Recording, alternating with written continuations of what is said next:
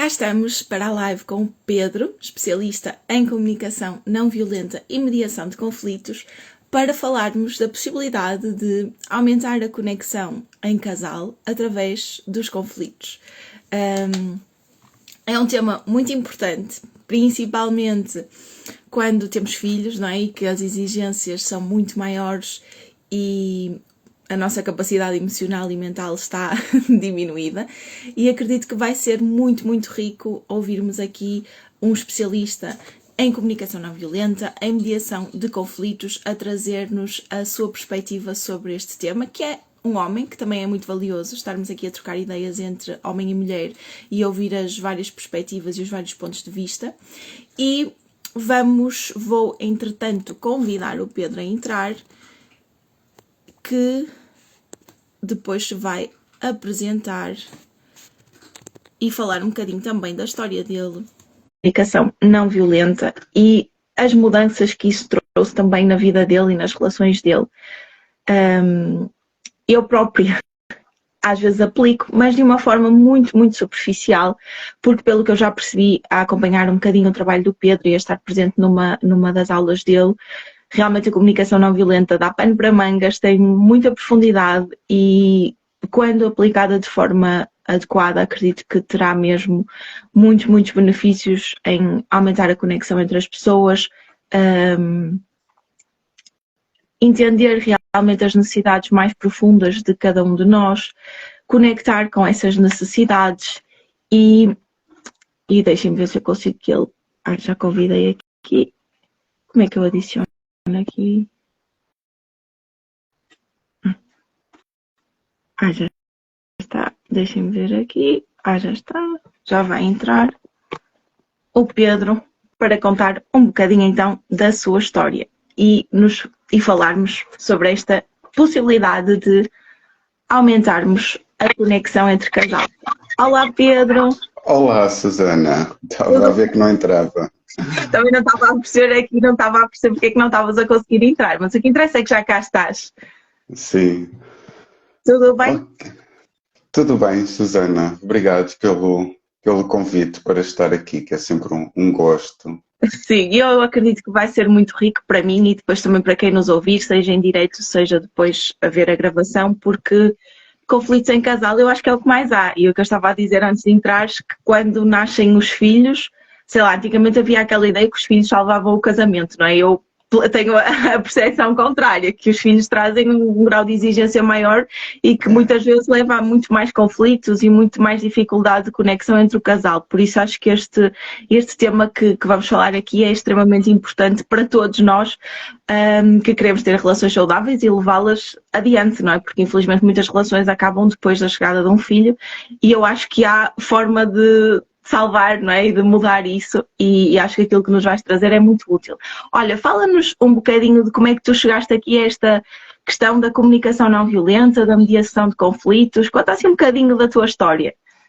Sim, eu cheguei à comunicação não violenta e à mediação de conflitos porque a minha formação de base é na área das ciências e eu cresci numa família onde a comunicação era muito pobre e onde não havia conflitos porque na verdade não havia comunicação. E então era um faz de conta e eu cresci com uma inabilidade completa para lidar com os conflitos, passava a vida inteira a evitar os conflitos com medo que me levantassem a voz ou com medo que me criticassem ou com... Eu passava o tempo a evitar e claro, fui confrontado com situações de conflito tão grandes que foi mesmo, não podes continuar assim, tens que ir à procura de alguma coisa. E pronto, e depois tive a felicidade de conhecer pessoas ligadas à comunicação não violenta e li o livro do Marshall Rosenberg, que é um livro precioso, embora... Depois de eu ter lido o livro, passei por situações de grande frustração porque eu não conseguia pôr em prática o que estava no livro. E foi tremendo. Até que depois liguei-me à comunidade espanhola de comunicação não violenta e faço parte da associação e digamos, eles são a minha comunidade, o meu grupo de suporte na aprendizagem e colocar em prática esta ferramenta. tem sido uma caminhada preciosa, valiosa mesmo, sim. Pois, e tu falaste aqui de uma coisa que eu acho que é muito importante, que é, às vezes nós associamos o facto de não haver conflitos a estar tudo bem, ou seja, se não há conflitos, não há discussões, é porque está tudo bem. Mas na realidade é um falso estar bem, é uma farsa, no fundo, as pessoas não se comunicam, daí não haver conflitos. E não dizem aquilo que pensam, não é? Por isso é que não há a questão dos conflitos. E o facto de tu teres crescido nesse contexto levou que depois na tua vida adulta, não é? No teu dia a dia, tivesses dificuldade em fugisses dos conflitos, não é? Porque não sabias lidar, porque porque não tinhas um exemplo de como comunicar, de como lidar e tinhas medo dessas situações. Olha, e tu também disseste muito bem, isto é uma jornada, não é? Tu leste o livro e ler o livro é transformador, mas depois aplicar o que os livros dizem é outra história, não é? E conseguir realmente integrar aquilo que os livros nos ensinam é um processo, não é uma coisa de um dia para o outro. E tu fizeste algo muito poderoso que foi conectar-te com pessoas que também estão no mesmo percurso que tu para te ajudarem neste caminho de aplicares a comunicação não violenta no teu dia-a-dia, nas tuas relações, e é uma jornada, é um caminho, é um processo e é um progresso constante. Diz-nos, conta-nos como é que ao começares a aplicar, aliás, antes fala-nos um bocadinho do que é a comunicação não violenta, não é? Porque a maior parte das pessoas se calhar não tem ideia do que é e quais são os seus componentes. Sim, obrigado por essa pergunta que é super importante, embora seja também super difícil responder o que é de uma forma mais ou menos clara e sucinta. Mas comunicação não violenta tem muitas definições. Poderíamos dizer que é uma forma de comunicar que aumenta a probabilidade de eu ser escutado como eu quero. Ou então, também pode ser, é uma forma de comunicar que me permite eu escutar uma mensagem difícil ou uma crítica sem eu ter a necessidade de me defender ou de atacar o outro. Conseguir ler além das palavras e além daquilo que a pessoa está a dizer. É um modelo que foi criado por um psicólogo norte-americano chamado Marshall Rosenberg. É um modelo que está largamente comprovado em diversos contextos, desde conflitos familiares, entre casais, conflitos dentro das instituições, nos locais de trabalho, conflitos entre países. Ela foi aplicada no conflito da Israel-Palestina, na Nigéria, no Kosovo. Foi utilizada recentemente, já há algum tempo, mas não há muito, no conflito no Nepal, onde havia guerrilhas e havia mortes, e portanto é precioso ver este modelo a funcionar, porque ele funciona mesmo. Eu agora até estava aqui, fui ali por pegar em 2 livros, pensei, se a Susana me pedir para mostrar um livro, eu estou a ler um livro que é fantástico, que é Os Olhos do Outro. É um conflito, portanto, o livro é sobre encontros restaurativos entre vítimas da ETA, passa-se em Espanha, o livro é escrito por autores espanhóis, entre vítimas da ETA e militantes da ETA que mataram. E ver o poder da comunicação, de conseguir pôr um assassino, que na verdade alguém que matou é um assassino, alguém que matou e alguém que perdeu um familiar que foi morto, e conseguir pôr estas pessoas a comunicarem é precioso. Então, eu vivo isto com muita intensidade. Sim, eu percebo que tu acreditas, e eu também acredito, que este tipo de comunicação e este tipo não só de comunicar, mas de ver o outro e de nos conectarmos com o outro tem o poder de trazer paz, não é? De transformar o mundo, e é super importante que isto seja mais disseminado e que nós até pudéssemos aprender isto na escola, não é? Quando estamos a aprender não só a língua portuguesa, mas aprender a comunicar seria muito importante. E como eu também acredito que a nossa família, nós podemos querer mudar o mundo e está tudo certo, mas começa também dentro da nossa casa, não é? E por isso, como é que a comunicação não violenta tu sentes que ajuda, por exemplo, um casal a conseguir comunicar melhor, a conseguir entender-se melhor, a conseguir lidar melhor com os conflitos? Sim, claro, obrigado, Susana. Um conflito é sempre um convite à comunicação e muitas relações terminam e muitas situações de conflito correm mal porque nós não sabemos comunicar. Então, a primeira coisa que é preciso também ter claro é o que é um conflito, porque muitas vezes falamos de conflito e não sabemos muito bem do que é que estamos a falar. Então, o conflito é quando eu percebo que há algo que é importante para mim, há alguém que me está a dificultar, há alguém que me está a impedir que eu consiga algo que é importante para mim. Isto é vago, mas se eu cheguei a casa cansada depois de um dia de trabalho e o meu marido está em casa a ver televisão e eu tenho que ir fazer o jantar e se calhar cuidar dos filhos, é natural que eu me sinta zangada, é natural que eu me sinta frustrada, uma série de sentimentos incómodos. É natural. E ainda bem, e é bom que nós tenhamos consciência disso que estamos a sentir. Mas isso é um conflito para comunicar com o meu marido. É um conflito para eu lhe dizer, olha, eu cheguei a casa do trabalho extremamente cansada, vejo que o jantar não está preparado, então queres falar sobre isso agora? Vamos conversar sobre a partilha de afazeres em casa, como é que... Vamos falar sobre isso, vamos distribuir tarefas para que as coisas estejam igualmente, estejam equilibradas entre nós. E é esta comunicação que é preciso. O modelo da comunicação não violenta convida-nos a fazer quatro coisas. Primeiro é mencionar observações concretas e nós temos dificuldade aqui. É o primeiro passo da comunicação não violenta. É extremamente difícil para nós mencionarmos o que é que realmente aconteceu. E o que realmente aconteceu são coisas que se podem filmar, que se podem gravar com o telemóvel. É só isso. És um preguiçoso, isto não é nenhuma observação. Ou chegaste atrasado a casa, também não é nenhuma observação, chegaste atrasado a casa. Observação é dizer, chegaste às 10 horas, ou saíste de casa e não arrumaste a mesa do pequeno almoço. Isto são observações.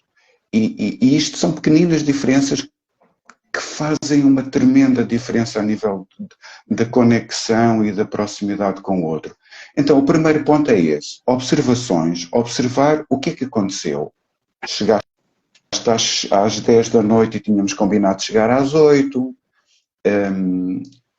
Não fizeste o pequeno almoço ou não arrumaste a mesa depois do pequeno almoço. São observações, porque aqui a dificuldade é, em vez de mencionarmos observações, mencionamos julgamentos do outro. És um atrasado, em vez de dizer chegaste àquela hora. És um preguiçoso, mencionamos julgamentos e avaliações do outro.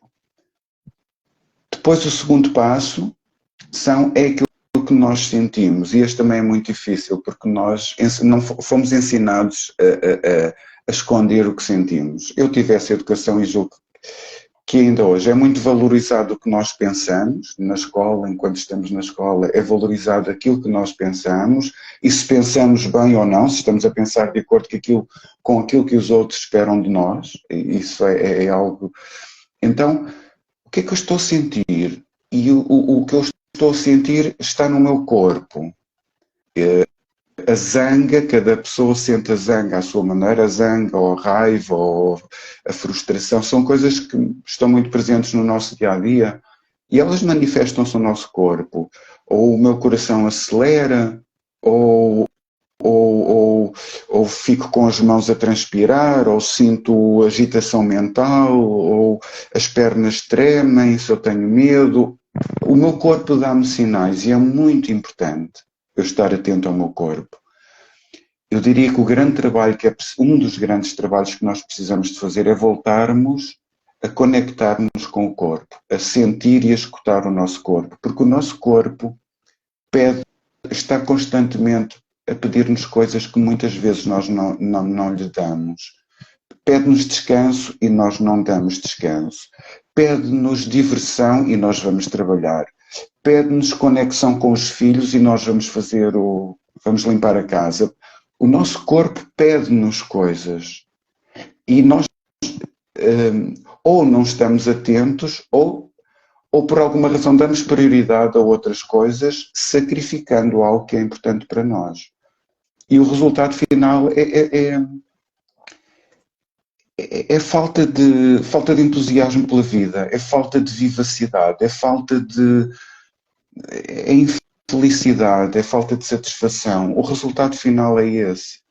E depois não podemos apontar o dedo a ninguém por isso, porque somos nós que decidimos em cada momento. E isto aqui leva ao outro ponto, que é a responsabilidade. Eu sou responsável por mim, por aquilo que me acontece. E nós passamos grande parte do tempo a apontar o dedo ao outro. Eu estou zangado porque tu não fizeste o jantar. Não, eu estou zangado porque eu preciso de apoio e para mim é muito importante o apoio, a distribuição de tarefas. Então aqui quando eu digo eu estou zangado porque para mim é importante, eu estou a retirar do outro essa responsabilidade e estou a apontar o dedo para mim, estou a dizer para mim é importante. E depois vamos comunicar com o outro desde este lugar de conexão. Sentimentos, portanto, sinto que não gostas de mim. Olhem só, quantas vezes eu sinto que não gostas de mim. Não, isto é um pensamento. Quando eu digo sinto que, é um pensamento. O sinto que não gostas de mim não está no meu corpo. O meu corpo não me diz isto. Agora, quando eu dou comigo a dizer este tipo de mensagens, eu sinto que não gostas de mim, que não gostas de mim. Então, é um convite para eu parar e espero. O que é que o meu corpo me está a dizer? Sinto que não gostas de mim. Estou-me a sentir sozinha. Estou-me a sentir sozinho, ok, o meu corpo já me diz solidão, estou-me a sentir sozinho, estou-me a sentir triste, estou-me a sentir com medo, tenho medo de ficar sozinho, ok, medo. Então tristeza, medo, isto já são sentimentos e não tem nada de mal nós dizermos pensamentos, sinto que não gostas de mim, o importante é nós darmos o passo seguinte, o que é que o meu corpo me está a dizer. Portanto, depois existe algo que são aquilo que em comunicação não violenta algumas pessoas dizem que é falsos sentimentos, eu diria sentimentos superficiais, que é, por exemplo, sinto-me rejeitada, algo que é muito presente, sinto-me rejeitada. Se eu menciono isto numa comunicação, estou a falar com alguém numa situação de conflito e eu digo sinto-me rejeitada porque tu... há algo por baixo do sinto-me rejeitada. Porque se eu digo sinto-me rejeitada a conversar com o outro, eu estou a dizer assim, tu rejeitaste-me. E quando eu digo ao outro, sinto-me rejeitada, o outro vai sentir necessidade de se pôr na defesa. Provavelmente vai precisar de se defender. Ou de, não, eu não te rejeito, eu convido-te para vires comigo passear e o outro vai se defender ou justificar. Então, sinto-me rejeitada, não. Mais uma vez, vamos ver o que é que o meu corpo me está a dizer. Sinto medo de estar sozinha, provavelmente. Sinto medo de estar sozinha. Sinto medo do abandono. Portanto, o rejeitada ou abandonada são coisas que dependem de alguém para existir. O abandonado, o rejeitado, é o outro que me está a abandonar ou a rejeitar ou a ignorar e tudo isso. Então, é para irmos mais fundo nesta nossa vivência. Portanto, sentimentos. Depois, o passo seguinte, observações, sentimentos, que a dificuldade é dizermos o que pensamos. Depois, necessidades. Necessidades é algo que é o que nos motiva para a vida. E todas as ações e todas as decisões, cada pequenina coisa que nós fazemos ao longo do dia, estamos a cuidar de algo que é importante para nós. Estamos a cuidar de uma necessidade. E, portanto, indo para além das necessidades básicas, evidentemente, de respirar, de ar, de alimento, indo para além disso, existem, quem quiser, há uma lista de necessidades e também de sentimentos. É importante nós consultarmos esta listagem para irmos ganhando consciência disto. São as motivações, é aquilo que nos motiva para a vida. E, por exemplo, eu estou aqui a partilhar esta live, estou a cuidar de coisas que são importantes para mim. Uma necessidade que é importante para mim é contribuir para, é uma necessidade humana universal, contribuir para. Estou também a cuidar de uma necessidade de alguma forma, de dar sentido àquilo que eu tenho vindo a aprender. Eu preciso disto para dar sentido àquilo que eu tenho vindo a dedicar-me a aprender. Então, a necessidade de sentido, de propósito, de contemplação, de beleza, de comunicação, de ser escutado, de se expressar, são tudo necessidades humanas universais. E ninguém tem uma vida muito longa se não cuidar das suas necessidades. Evidentemente que há algumas necessidades que me impedem de eu ter, enfim, se eu não cuidar da minha necessidade de amor, se eu não cuidar da minha necessidade de amor, provavelmente eu não vou morrer amanhã, mas eu não vou morrer aos 90 anos, com certeza, porque o amor, a partilha, a intimidade, isso é importante para nós termos uma vida plena e com sentido. Então, necessidades são as motivações para a vida, porque nós associamos a palavra necessidade a uma carência, a algo que precisa de ser preenchido. E não. E aqui vem uma coisa que é: o conflito nunca está ao nível das necessidades.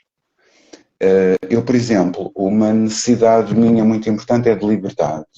A liberdade é algo que está muito presente na minha vida. E agora, como é que eu vou cuidar da minha necessidade de liberdade? Eu, para cuidar da minha necessidade de liberdade, gosto de viajar, conecto-me com a natureza, convivo com pessoas, aprendo coisas novas. Isso faz-me sentir livre. Agora imagina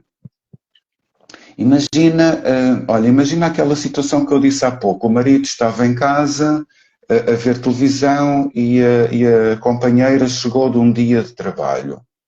O marido provavelmente está-lhe a apetecer, porque ele esteve o dia, não sei, provavelmente em teletrabalho, ou simplesmente era o dia de folga dele, estava em casa. Ele provavelmente, naquele momento, quando a esposa, a mulher, a companheira chega, ele vai querer divertir, só vai querer sair, pode querer ir ao cinema, pode querer ver um movimento, pode precisar de movimento, de diversão. E a mulher que chegou provavelmente vai precisar de descanso, de relaxamento, de tranquilidade. São necessidades humanas universais. Então, como é que estas duas pessoas agora podem ter uma vivência em conexão, uma vivência equilibrada? A companheira chega e diz: ui, estou cansada, ainda falta fazer o jantar, eu estou muito cansada. Olha, podes fazer o jantar que eu vou tomar banho para depois jantarmos e irmos dormir. Ele diz-lhe: ui, eu estava mesmo à tua espera para irmos ao cinema, combinei com a tua irmã, ela fica com os nossos filhos e vamos sair ao cinema. Aqui pode haver uma porta muito grande para um conflito. Porque ela imediatamente pode pensar assim: ui, tu não viste que eu passei o dia inteiro a trabalhar e agora estás-me a dizer que queres ir ao cinema? E ele também pode dizer: olha, caramba, eu estava mesmo à tua espera, até falei com a tua irmã, cuidei para ela ficar com os nossos filhos, não vês que eu tenho tudo preparado para irmos sair? Há aqui uma porta aberta muito grande para o conflito. Então, como é que cada um vai cuidar daquilo que é importante para si? E é aqui que está o segredo para utilizar o conflito para enriquecer a relação, que é, agora eles precisam de parar, precisam de se desconectar da estratégia que eles tinham escolhido para cuidar da sua necessidade, e o marido tinha escolhido como estratégia ir ao cinema para cuidar da sua necessidade de diversão, e a mulher tinha escolhido ir tomar banho e ir dormir para cuidar da sua necessidade de descanso. Vamos encontrar estratégias que cuidem simultaneamente da necessidade de descanso dela e da necessidade de diversão dele. E isso é sempre possível. É um desafio, mas é sempre possível. E eu estou-me a lembrar, há muitas, eu neste momento estou-me a lembrar, olha, podemos, em vez de irmos ao cinema, em vez de irmos ao cinema lá fora, vamos, porque não, vamos ver um filme aqui em casa. É uma estratégia possível. Olha, enquanto eu vou tomar banho, podes ir fazer qualquer coisa para nós comermos e sentamos-nos no sofá a ver um filme. Como é que é como é que é isto para ti? E ele diz assim: eu também precisava de movimento, passei o dia inteiro em casa, afinal eu não precisava só de me divertir, diversão, também preciso de movimento.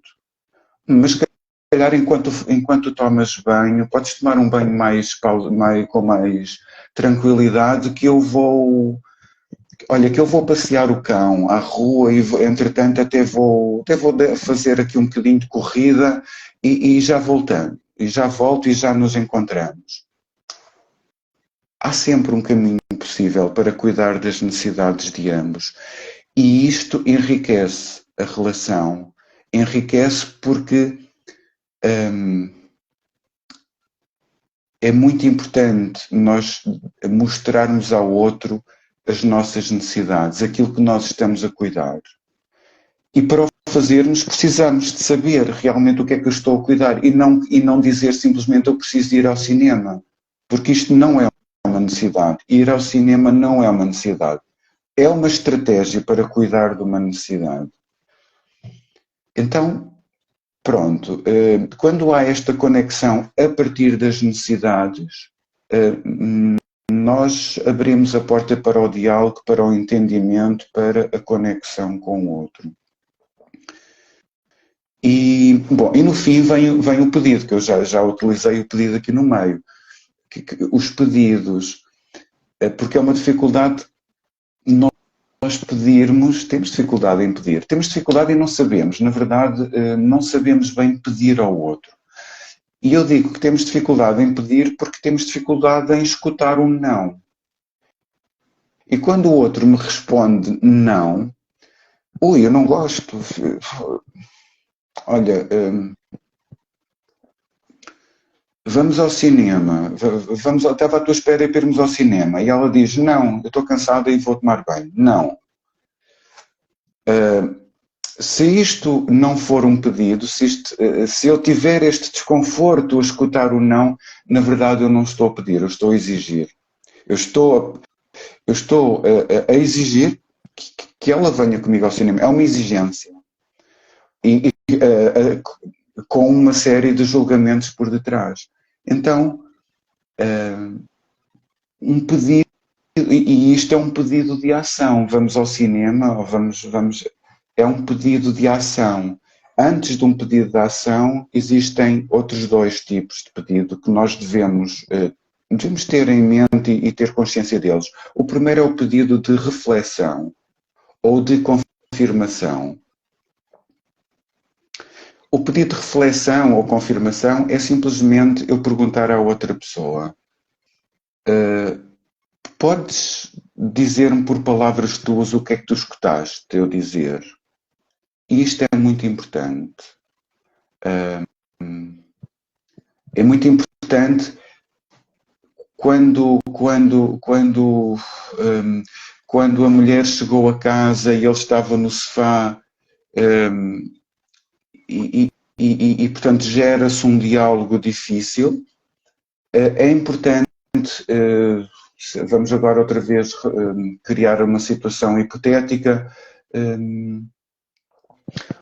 Olha, estava mesmo à tua espera para irmos ao cinema.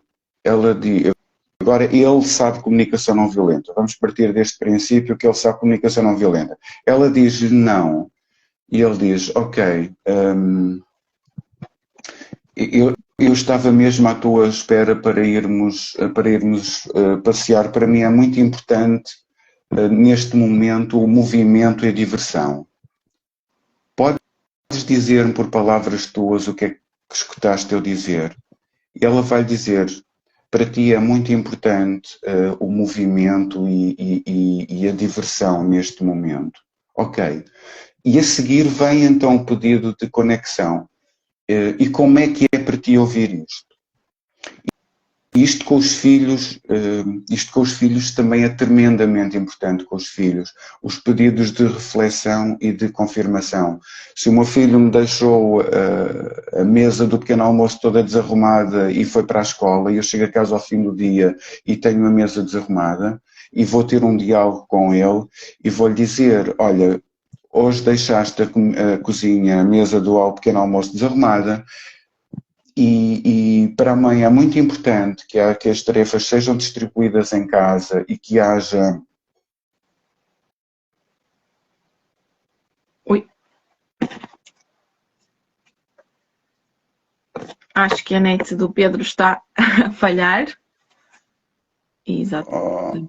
Falhou aqui qualquer coisa, não falhou? Já voltaste, sim. Estavas a dizer que a mãe estava a falar com a filha, a dizer que era importante que as tarefas fossem distribuídas e que houvesse organização em casa. E, entretanto, paraste. E que houvesse organização em casa. Como é que é para ti ouvir isto? Não. O que é que tu escutaste a mãe dizer? Mãe, eu escutei tu dizeres que para ti é muito importante a distribuição de tarefas em casa e a ordem na cozinha. Ok, obrigado por teres repetido o que eu disse. Agora eu sei que tu me escutaste. E como é que é para ti ouvires a mãe dizer para pedir-te para tu arrumares a mesa antes de saíres para a escola? Como é que é para ti? Para mim, na verdade, eu hoje levantei-me, estava mesmo em cima da hora de saída e foi por isso que eu saí, mas ok, e estás disposto a arrumar a mesa a partir de agora, arrumar a mesa quando saíres? Depois do filho saber o que é importante para a mãe, ele não vai escutar uma exigência, vai escutar realmente um pedido e facilmente ele vai colaborar. E nós esquecemos muito este passo e normalmente um filho tem as mesmas necessidades que a mãe. É importante que tenhamos consciência disso. Todos nós temos o mesmo conjunto de necessidades humanas universais. E as crianças têm as mesmas necessidades dos adultos. Ok, podem ter a necessidade de autonomia, a necessidade de descoberta, a necessidade de aprendizagem, podem estar mais presentes. Mas a criança tem necessidade de respeito, tem necessidade de ser considerada, tem necessidade de ser vista, de ser escutada. A criança tem essas necessidades. Então, nós devemos de relacionar-nos desde este patamar de igualdade e não de mãe para filho. A mãe que ordena, que dá conselhos e o filho que tem como dever obedecer, fazer o que os pais dizem. Então, é muito rica a educação quando nós nos relacionamos desde este patamar de igualdade. E também quando os filhos, não é, veem os pais a comunicar dessa forma um com o outro, porque depois também eles, mas também em família. Então o que tu estás a querer dizer é que nós devemos estar prontos a aceitar o não. E lá está, muitas vezes não queremos aceitar ou não. Por exemplo, naquele exemplo da mulher que chegou tarde a casa, o marido já estava em casa, sei lá, desde as 5 da tarde, estava sentado no sofá a ver televisão, o jantar precisava de ser feito, a mulher chega cansada, ainda tem que fazer o jantar. Primeiro é preciso muita capacidade para respirar e não explodir automaticamente, porque muitas vezes faz, não é? Tipo, nunca faço nada em casa, tenho que fazer tudo, acontece muito, não é? Porque já vamos, acho que é importante depois falarmos do que é importante em nós para nós conseguirmos aplicar este modelo de comunicação, porque na teoria é fácil entender que ele é benéfico. Agora, no dia a dia, acho que é preciso trabalharmos algumas coisas em nós para depois podermos aplicar isto como deve ser, não é? Mas lá está, primeiro é preciso quebrar aquele padrão de responder automaticamente e começar logo a atacar o outro, não é? No fundo, que é o que tu disseste, que devemos pegar em factos e não em julgamentos e dizer nunca ajudas nada em casa ou sou eu sempre que tenho que fazer tudo, já estamos a atacar a outra pessoa e já cria ali uma barreira na comunicação que a outra pessoa sente que tem que se defender, não é?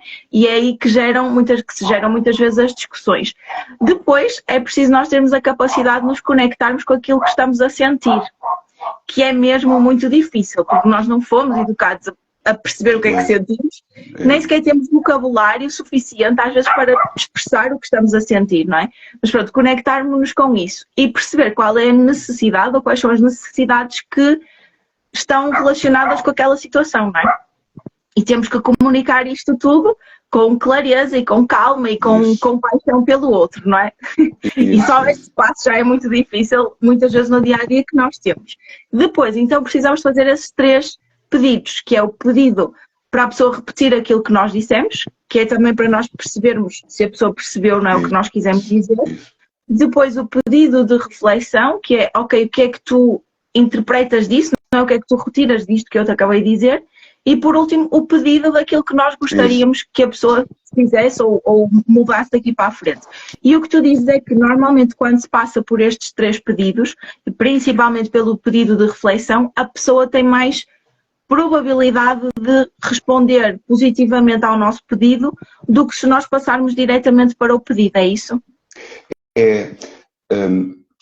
Sim, quando a outra pessoa sabe o que é importante para nós, que necessidades é que nós estamos a cuidar, facilmente ela vai contribuir para aquilo que nós queremos, porque uma das necessidades humanas universais é a necessidade de contribuir para o bem-estar do outro. Todos nós, e agora usando digamos, um clichê, todos nós gostamos de ajudar uma pessoa invisual a atravessar a rua. Todos gostamos, sentimos-nos bem. Isto é um exemplo extremo, mas todos nós gostamos de fazer alguma coisa para que o outro se sinta melhor. Então, se nós temos todos esta necessidade de contribuir, por que é que não fazemos? O que é que nos impede de fazer? Bom, e a primeira coisa é essa, eu preciso de saber o que é importante para a outra pessoa, o que é que ela está a tentar cuidar, porque se eu souber, eu posso ter um impulso natural para o fazer. E isto é muito, e às vezes até, olha, eu vou contar uma história muito, muito pequenina que se passou há poucos dias atrás, íamos de férias. Eu e a Sílvia e as filhas íamos de férias e parámos para almoçar. Parámos no caminho para almoçar. Era um sítio que não prometia nada. Era um restaurante mais ou menos familiar, não prometia nada. Mas, a ausência de melhor, entramos e comemos. A sopa estava deliciosa. Soube maravilhosamente. O prato, a comida que veio a seguir, estava delicioso. Bom, e estávamos encantados. Bom, que sítio espetacular. Como é que descobrimos isto aqui assim, sem... Nada levava a que aquilo fosse tão bom. Até que pedi o café. E o café era uma chávena com água escura, mas olha, completamente sem sabor. Fica... Bom, eu fui pagar. Um senhor velhote que estava do outro lado do balcão, em frente à caixa, e pedi a conta, e depois, enquanto pagava, eu disse, olha, a comida estava deliciosa. O café, que vou-lhe dizer, não me satisfez mesmo nada o café. não me soube bem. E o senhor imediatamente chama um moço e uma moça que estavam lá ao fundo, frente à máquina do café, a perguntar: olha, quem é que tirou aqui o café deste senhor? E eu fiquei atrapalhado: não, olha, eu imagino que não tenha nada a ver com o café, eu imagino que seja da marca do vosso café. Não, espera. Vou-lhe fazer uma pergunta, diz-me o senhor. Se eu lhe tirar um café agora, o senhor bebe? Eu disse: bebo. Ele tirou-me o café, é porque o nosso café é muito bom. E o senhor tirou-me o café, eu bebi, agradeci-lhe, soube-me lindamente pela vida, agradeci-lhe, e o senhor disse, no fim disse: muito obrigado pela sua sinceridade. E há aqui uma nuance. Eu conto esta história, primeiro, eu não apontei o dedo ao café, não apontei o dedo ao restaurante, eu fiz isto tudo inconsciente, eu depois depois saímos e eu fiquei a pensar: o que é que correu tão bem nesta conversa? Porque houve uma boa sensação, quando poderia ter corrido mal, porque o senhor poderia me ter respondido que o café, não, o nosso café é muito... Primeiro, a minha intenção, e foi por isso que eu comecei a contar esta história, antes de eu comunicar qual é a minha intenção, o que é mais importante para mim? É um resultado, ou é a minha relação com aquela pessoa, ou é a pessoa que eu tenho na minha frente? Nesta situação que eu acabei de contar, e analisando a posterior, a minha intenção genuína era que as pessoas que viessem depois de mim pudessem desfrutar de um bom café, já que a comida era tão boa. E eu pensei que o senhor tivesse um café que seria de uma marca qualquer, que não seria muito bom. Eu pensei: caramba, já agora ele pode melhorar o café. Era só essa a minha intenção. Então, antes de eu conversar com o meu filho ou com o meu marido, o que é mais importante para mim? É eu ir à praia, é eu ir divertir-me, é este resultado, ou é aquela pessoa que eu tenho na minha frente? Isto faz toda a diferença. Eu até posso comunicar muito mal e dizer disparates pelo caminho, mas se a pessoa que eu tenho na minha frente é mais importante do que tudo o resto, provavelmente a conversa vai correr muito bem. E claro, depois, se eu aplicar este modelo, e se eu tiver integrado este modelo, é mais fácil que a conversa corra lindamente e que a relação fique enriquecida. Sim. Sim, E voltando à tua pergunta, eu acho que me perdi pelo caminho da tua pergunta, mas pronto. O que eu ia dizer é que essa pergunta que tu fizeste, ou que tu sugeres que nós façamos internamente, eu faço muitas vezes, não é? O que é mais importante para mim? É o resultado, ou é a relação, ou é esta pessoa? E eu acho que só fazer essa pergunta já muda muita coisa.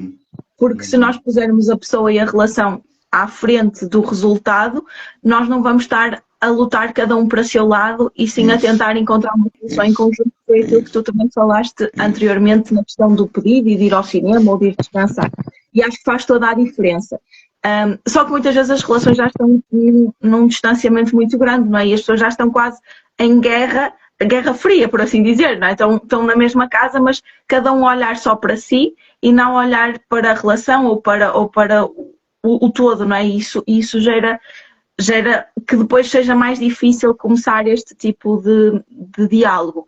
E claro que há sempre alguém que toma a iniciativa, não é? Alguém que aprende, felizmente, não é? Sim. Haverá sempre alguém que vai aprender uma coisa diferente e tentar implementar.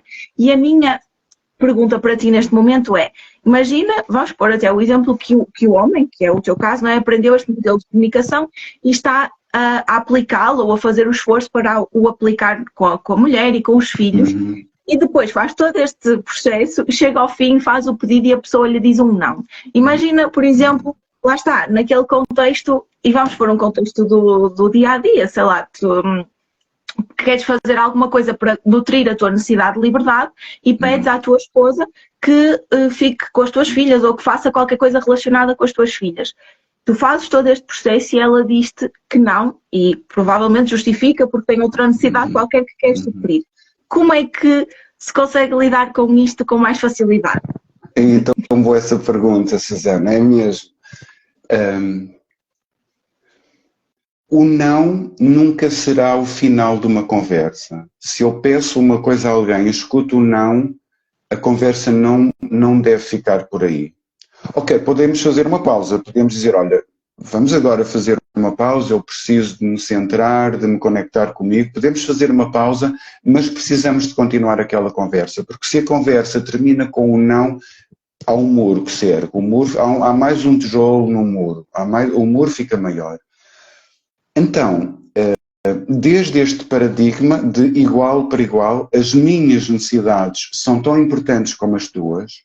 E atenção, quando eu digo que são tão importantes como as tuas, estou a dizer que não valem mais que as tuas, mas também não valem menos que as tuas. E isto é importante, porque há um perigo de, ok, eu considerar o outro e valorizar aquilo que é importante para o outro. Sim, mas valorizar também aquilo que é importante para mim. Haver sempre esta igualdade, sempre. Então, desde aí, voltando à tua questão, como é que eu posso escutar o não? Bom, em primeiro lugar, agradecendo. Grato, obrigado por me estares a dizer não. Eu sei que ao estares-me a dizer não, estás a cuidar de algo que é importante para mim, para ti. Ao estares-me a dizer não a ir ao cinema, ao estares-me a dizer não, eu sei que tu estás a cuidar de algo que é importante para ti e eu agradeço que o faças. Queres dizer-me o que é que te impede de me dizer sim, o que é que está em causa para ti? E é assim que a conversa se desenrola, descobrindo o que é que cada um está a cuidar. Porque habitualmente no nosso registro habitual, quando alguém nos diz não, nós escutamos dois nãos ao mesmo tempo. Nós escutamos, e o primeiro não nem sequer é aquilo que nós pedimos, o primeiro não é a nós próprios. Eu estou a dizer-te não a ti. Não como pessoa, nós pomos-nos em causa como pessoa, quando alguém nos diz não, facilmente nos pomos em causa como pessoa. E portanto gera desconforto, gera incómodo. E o segundo não é que é aquilo que eu pedi. Se eu tenho outro paradigma, ok, eu estou a cuidar daquilo que é importante para mim e eu quero que tu também faças o mesmo que eu, então vamos ver.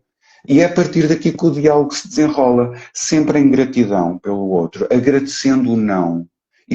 De início é difícil, mas é tão importante nós agradecermos o não, porque eu não quero que o outro não quero que o outro me faça nada que não seja desde um lugar de prazer, que não seja desde um lugar de satisfação, de diversão. O Marshall Rosenberg, ele tem uma expressão que eu gosto muito, que é eu não quero que me faças nada que não seja com a alegria de uma criança a alimentar os patinhos no lago. Eu não quero que me faças nada, porque eu sei que se tu me fizeres alguma coisa que não seja desde esse lugar de satisfação, de alegria, tu vais-me cobrar mais tarde. Eu vou pagar um preço, e vou pagar um preço alto. Portanto, se a mulher chega e vai ao cinema com o marido já cansada, não vai correr bem, porque ela vai estar provavelmente impertinente, ou vai adormecer no cinema e o marido vai, então afinal adormeceste no...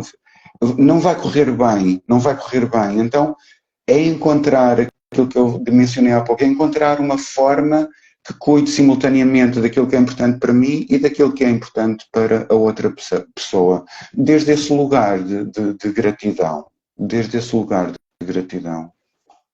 Isso é muito importante, e eu estava aqui, estavas a falar e estava a pensar que o facto de a outra pessoa nos dizer não, e sem dúvida que aquilo que tu disseste é tão verdade, não é? Que nós primeiro sentimos que a pessoa está a dizer-nos não a nós e não àquilo que nós queremos. E isso magoa-nos, não é? Sentimos-nos inferiores, sentimos-nos rejeitados, sentimos que não temos valor. Por outro lado, há outra forma também de encarar esse não é? Se alguém que está connosco tem a coragem de nos dizer não e ser autêntico, não é? Significa que essa pessoa sente-se confortável o suficiente connosco e confia em nós o suficiente para ser ela mesma, não é? E para manifestar as suas necessidades. E foi algo que tu estavas a falar, eu estava a pensar, e que muda muito a percepção que nós temos desse não é? E gostei muito daquilo que tu disseste, de que a conversa não acaba com um não. Vamos continuar a conversar até encontrarmos algo que possa chegar a um consenso ou que nutra as necessidades de ambos sem prejudicar ninguém. E o facto também que tu falaste, e muito bem, de que, porque muitas vezes há a tendência de alguém se diminuir e colocar as necessidades do outro acima das dele. E lá está, estão em pé de igualdade. É tão importante o descanso da mulher como a diversão do homem. Nenhum tem mais valor, naquele exemplo que tu deste, nenhum tem mais valor que o outro. E a solução, e isto é uma pergunta também em forma de reflexão, a solução, por exemplo, poderá ser fazerem coisas diferentes. Ou seja, por exemplo, se a mulher quer descansar, pode ir descansar e os filhos ficam com a irmã e o marido pode ir até tomar um café com os amigos. E está tudo ok se para o casal estiver ok. Ou seja, não tem necessariamente que nutrir essas necessidades, às vezes tão distintas em conjunto. Certo? Sim, sim, preciosa também essa observação, Susana. Claro, as necessidades são minhas e eu posso encontrar, claro, se eu estou numa relação de casal, provavelmente há mais intimidade, há mais proximidade, há mais conexão, mas isso não significa que um tenha algum dever de cuidar das necessidades do outro, de todo, porque isso é destrutivo. Voltar àquilo que eu disse há pouco. Só se cada um sentir essa satisfação, e é natural que tenha essa satisfação de cuidar do bem-estar do outro. Mas é como tu acabaste de dizer, Susana, sim, não tem nada de mal. Se está bem para os dois, o marido pode ir encontrar-se com os amigos e ela pode ir descansar e não tem nada de mal. Porque eles terão seguramente outras oportunidades de nutrir a relação. E isso é importante, nutrir a relação. E só é possível nutrir a relação se cada um souber o que é importante para si e comunicar isso ao outro, aprofundar a relação, nutrir a relação, criar intimidade, é isso, é eu criar um espaço de confiança onde eu não tenho medo de me expor, eu não tenho medo de dizer estou zangada contigo, estou zangada porque cheguei a casa e não fizeste o jantar, estou zangada.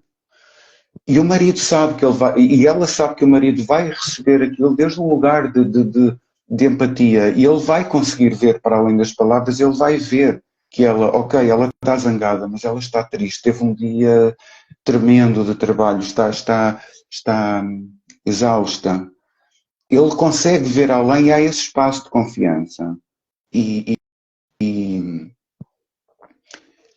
daqui no meio disto tudo há algo que é muito importante que eu ainda não falei, ou pelo menos ficou só nas entrelinhas, que é o autocuidado. Nós precisamos de nos autocuidar. É o primeiro de todos os passos. Antes de eu cuidar do outro, antes de eu... E o outro pode ser o meu marido, pode ser o meu filho, seja quem for. Eu, como mãe, eu preciso de me cuidar antes de ir cuidar do meu filho, porque se eu não me cuidar, eu não vou conseguir cuidar bem dele. Então, o autocuidado é de uma importância extrema e nós nunca tivemos tanta falta de autocuidado. E esta falta de autocuidado vem também dessa tal desconexão connosco próprios, de eu não escutar o meu corpo. O meu corpo está-me a pedir descanso. Ok, eu preciso descansar, preciso encontrar um momento ao longo do dia onde eu preciso estar sozinha, provavelmente, e descansar, ou de silêncio. Eu preciso destes momentos de autocuidado e eu preciso de os encontrar. Então, o autocuidado é muito importante. E claro, e depois do autocuidado, eu posso ir ter com outro, com o meu marido, com os filhos, cuidar daquilo que é importante para ele. Mas é como tu dizes, cada um pode encontrar as suas estratégias para cuidar das suas necessidades, sem que seja o outro a fazê-lo, sem ter que envolver o outro. E eles saberão encontrar os momentos de conexão a dois, eles saberão, e é muito importante que os tenham, seja caminhar na natureza, seja ir à praia, seja ir ao cinema comerem pipocas, seja sentar num banco de jardim ou deitar na rede. Esses momentos de conexão a dois ou em família com os filhos são de extrema importância. E claro, ensinar isto aos filhos é o maior tesouro que nós podemos deixar aos nossos filhos. É esta conexão deles, é dar-lhes este vocabulário, esta linguagem emocional. Olha, tu agora estás-te a sentir triste porque os teus colegas não te convidaram para jogar à bola no recreio. Estás triste, é isso. isso e convidar os filhos, convidá-los a desenvolverem este diálogo. Porque eles começam a aprender o que é a tristeza, o que é o medo, o que é a frustração, o que é a zanga, começam a aprender todos estes sentimentos e depois nós irmos ainda no passo seguinte, que é, para ti é importante pertenceres a um grupo, para ti é importante divertir-te, para ti é importante a aventura. Darmos esta linguagem coloca-os numa posição de eles mais tarde conseguirem tomar boas decisões na vida. Porque se eu não sei o que é importante para mim, eu tenho dificuldade em tomar boas decisões na vida. Tenho dificuldade em decidir qual é o curso que vou tirar, em decidir se este emprego é ou não é o melhor para mim, em decidir... Eu tenho dificuldade em decidir se desconhecer o que é importante para mim. Então, como adultos na educação das crianças, já que a maior parte de nós não tivemos essa educação, que tenhamos essa atitude com as crianças, de os conduzir, de facilitar essa conexão com o corpo, com os sentimentos e com as necessidades que eles têm. Sem dúvida, é mesmo muito importante. E agora, assim, só para fazer aqui um apanhado, porque lá está, tu próprio disseste que leste o livro e que tentaste aplicar e que não conseguiste imediatamente aplicar tudo. Então a minha pergunta é preciso primeiro trabalharmos em nós para depois conseguirmos ter esta abertura de comunicação e esta profundidade de comunicação com o outro. O que é que tu dirias a quem nos está a ouvir, que quer começar a aplicar isto? Que trabalho prévio, já falaste aqui do autocuidado, mas que trabalho prévio, que mudanças de perspectiva as pessoas precisam de fazer para depois poderem ter a capacidade de aplicar este modelo de comunicação com a profundidade que ele exige, com a empatia que ele exige, com a abertura e respeito pelo outro que ele exige. Sim, obrigado pela pergunta, Susana. O primeiro passo realmente é aprender o modelo. Portanto, e aprender o modelo, podemos aprender Ler o livro é um passo, diria que é muito insuficiente, mas é necessário. Não é necessário, mas não é suficiente. Mas ler o livro, Comunicação Não Violenta, a Linguagem da Vida, está traduzido em português já, felizmente. Ler o livro. Depois, fazer alguma formação é imprescindível para começar a aplicar isto no dia a dia. Fazer formação, pertencer a um grupo, como eu disse, eu pertenço a uma comunidade, que é a comunidade espanhola. Espero conseguir fazer brevemente uma comunidade em Portugal, uma comunidade para nós praticarmos tudo isto. Porque a comunicação não violenta não é tanto não falhar, não se trata de não falhar, não se trata de estar sempre a falar num tom certo, estar sempre a considerar as necessidades do outro iguais às... Não se trata tanto disso. Trata-se mais de eu tomar consciência da minha vivência interior, conectar-me com o outro, e se eu cair, e se eu tropeçar, e se eu alguma vez levantar a voz com os meus filhos, ou mostrar zanga com o meu marido, eu depois consigo tomar os passos necessários para... restabelecer a harmonia ou, inclusivamente, e se for caso disso, reparar o dano, porque muitas vezes nós causamos dano. Quando levantamos a voz, às vezes levantar a voz de uma certa maneira com o filho pode causar dano ao filho. Sim, eu conheço algumas pessoas que não têm noção e ainda ontem tive uma situação dessas. Imaginam que é uma mãe dizer... estar a falar com outra pessoa e ter o filho ao lado e o filho dizer, e ela dizer sobre o filho, ele é sempre a mesma coisa, é um desarrumado,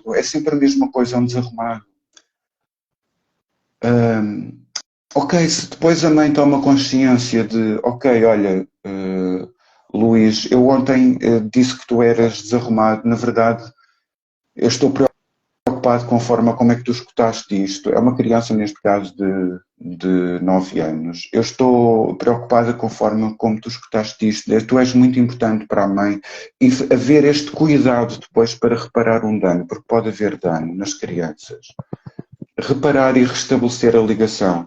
E, portanto, voltando à tua questão, é essencial termos um grupo, uma comunidade, um grupo de aprendizagem e de prática, de pôr isto em ação, porque todos nós temos os nossos limites de aprendizagem.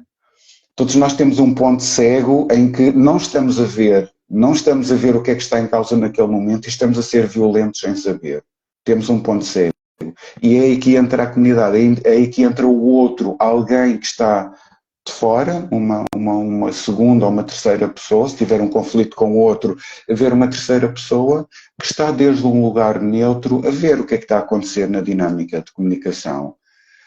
E pronto, isto aqui já é outra coisa que é a mediação, é a comunicação não violenta e a mediação de conflito e portanto não ter medo, porque nós fomos ensinados a não pedir ajuda, a fazer sozinhos, não é? Nós temos dificuldade em pedir ajuda. Se nós pedimos, se nós recorremos a alguém, eu não estou a conseguir, não sou suficiente, há aquela sensação de fracasso. Não, é um sinal de inteligência. Eu não estou a conseguir, vou pedir ajuda. É um sinal de inteligência, é um sinal de maturidade. Eu preciso de alguém para me ajudar, para me apoiar nesta situação. Portanto, sim, ler, aprender, apreender e praticar. Como eu disse, eu hoje ando há muitos anos nisto e eu falho e tenho pessoas com quem converso e com quem depois vou além do conflito em si. Porque vamos sempre continuar a ter conflitos, não há maneira. Se alguém aqui que nos estiver a ouvir que tenha o objetivo de não ter conflitos, nem é saudável, porque não é saudável não ter conflitos. Agora, precisamos é de aprender a navegar, a lidar com eles e a utilizá-los como trampolim para enriquecer a relação. Sim, obrigada, Pedro. Realmente os conflitos existem e podem ser bons se forem bem conduzidos, não é? E com a ajuda desta forma de os navegar, é muito mais fácil que depois, através da partilha das emoções, através da partilha das necessidades, haja um maior conhecimento dentro do casal do que é importante, uma maior conexão, como é o tema aqui deste conteúdo, haja uma maior conexão também por esta partilha e por uma coisa que está aqui presente, que não foi verbalizada, que é por esta capacidade de sermos vulneráveis, não é? De dizermos, de mostrarmos o que é que nos vai na alma, o que é que nos vai no coração, que é super importante para esta forma de comunicar e para esta forma de lidar com os desafios e com os conflitos. E eu queria só aqui referir, na minha humilde opinião, que a questão do autocuidado e começarmos pela conexão connosco, não é? Com os nossos sentimentos, com as nossas emoções, com as nossas necessidades, para depois também ser mais fácil ver no outro, porque nós também só conseguimos ver no outro aquilo até ao ponto em que nós conseguimos ver em nós. Portanto, quanto mais nós caminharmos para nos conhecermos e também ter compaixão connosco, não é? Porque muitas vezes nós somos os maiores, somos piores connosco do que com os outros, e se nós não conseguimos ter compaixão connosco, às vezes também é difícil ter com os outros. Portanto, trabalhar aqui em nós esta conexão, este autocuidado, também autoconhecimento, para depois ser mais fácil conseguirmos navegar nesta jornada, que tu disseste muito bem, é um caminho, vamos errar, faz parte, e reconhecer o erro e depois tentar repará-lo ou reconhecer e mostrar à outra pessoa que erramos é muito importante, não é? Nunca vamos conseguir fazer perfeito, porque nós somos seres humanos e a perfeição não existe, mas o importante é, dia após dia, nós tentarmos melhorar, nós continuarmos a aprender, nós continuarmos, depois, até como tu fizeste naquele exemplo que deste do restaurante, refletir sobre o que aconteceu, sobre o que é que correu bem e o que é que não correu tão bem, para da próxima vez fazermos melhor, não é? Da próxima vez aplicarmos essas aprendizagens e fazermos melhor. E só aqui, porque eu queria, quando estava, antes da nossa live, estava a ouvir um podcast de um especialista em desenvolvimento pessoal, que é o Joe Dispenza, que fala muito sobre nós transformarmos a nossa vida, e ele diz uma coisa que eu acho que se aplica aqui, que é que se nós vivemos num estado de medo, num estado de sobrevivência, nós não vamos conseguir abrir o nosso coração ao outro, porque quando estamos num estado de sobrevivência, não é o que interessa viver, é sobreviver, então tudo o resto se torna mais difícil. E também é importante para nós podermos tornar-nos vulneráveis e abrirmos o nosso coração às pessoas com quem estamos, lá está, sairmos deste estado de stress constante, deste estado de medo, deste estado de competição, de tenho que ser melhor, não é? Eu é que tenho que ter razão, e voltarmos-nos para percebermos que há também no mundo o outro lado, que há o lado do bem e que nós podemos ser agentes de transformação, começando, eu acredito, começando em nós e dentro da nossa casa, para depois, através do exemplo, não é? Através da nossa forma de estar e de viver e de lidarmos com as pessoas, influenciarmos as outras pessoas que estão no nosso núcleo e passarmos esta mensagem de que é possível viver com base no amor, com base na não violência, com base na conexão e não só com base na eu é que sei, eu é que tenho razão, que só nos distancia, que só nos faz sentir mais sozinhos, mais tristes, com mais medo, não é? Que cria este distanciamento que existe dentro das casas e que existe depois a nível mundial, como tu começaste por falar dos conflitos, não é? Que existem numa escala maior. Por isso queria deixar esta reflexão, que eu acho que não foi por acaso que eu vi aquilo e que agora estamos a falar disto, não é? Nós precisamos de acreditar que o bem existe e que é possível, que não estamos aqui constantemente a lutar pela nossa sobrevivência, não é? E que é possível construir algo maior do que isso, não é? E pronto, queria deixar esta reflexão. Não sei se queres acrescentar mais alguma coisa, Pedro. Eu tinha muito para falarmos, eu estava aqui, aliás. Mas sobre o que tu disseste,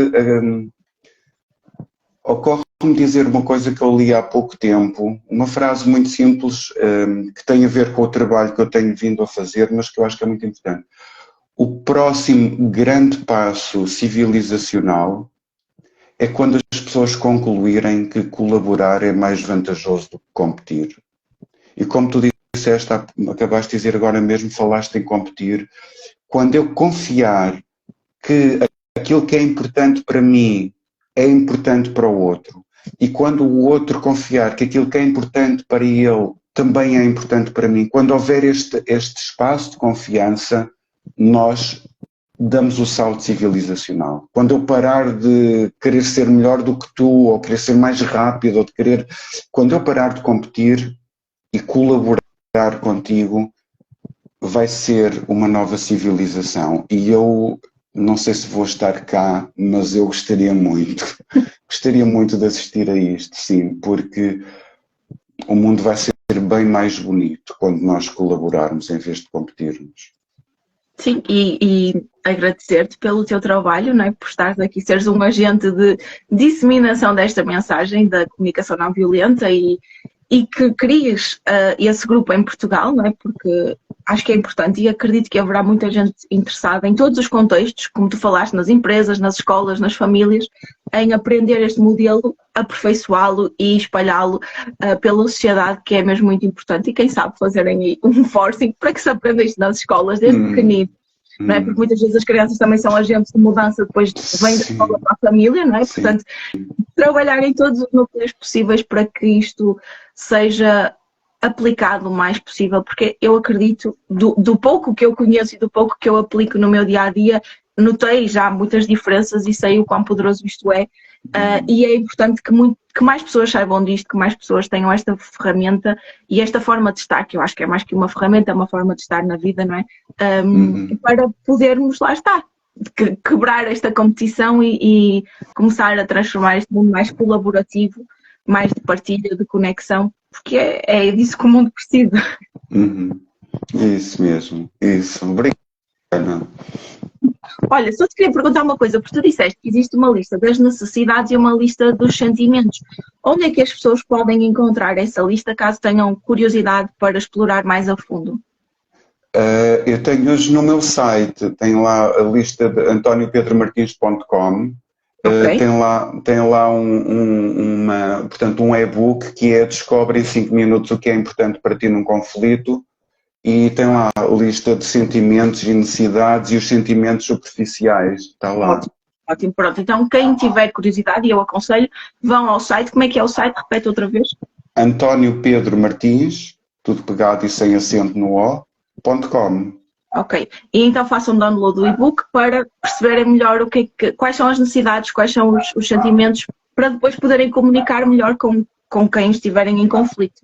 Obrigada, Pedro, muito obrigada por tudo aquilo que trouxeste, que é realmente muito rico. Eu sei que há um assunto que não acaba, ainda bem, não é? E se quiserem, quem estiver a ouvir isto através das minhas redes, se quiserem, sigam Pedro CNV, não é? No Instagram. Eu vou deixar na descrição para aprofundarem mais este assunto e para aprenderem com o Pedro. Há quantos anos estás neste caminho?